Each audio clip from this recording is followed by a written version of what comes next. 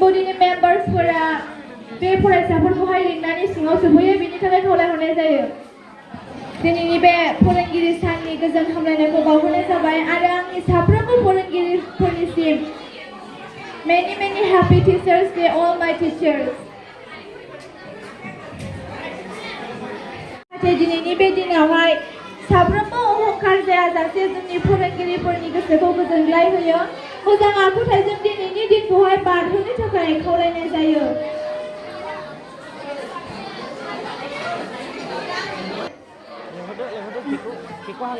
दानो जोङो हाबाफारिखौहाय जागायसिगोन। केक हानाय हाबाफारिखौहाय मावफुंगोन जोंनि मानगोनां अरायथा सामलायगिरि एमडि सार आरो लोगोसे जोंनि मानगोनां भाइस प्रिन्सिपाल सारखौबो मदद होफानो थाखाय खावलायनाय जाबाय आरो जोंनि साफ्रोमबो फोरोंगिरिफोरखौबो साखाथियाव थाफैनो थाखाय खावलायनाय जायो जाहाथे स्टेजनि बे गोजौआवहाय गासिबो फैजोबो। नैबे जौस्राङावहाय फैनो थाखाय खावलायहरनाय जाबाय। साफ्रोमबो फरायसाफोरखौ दसे समनि थाखाय गसंनो थाखाय खावलायनाय जाबाय।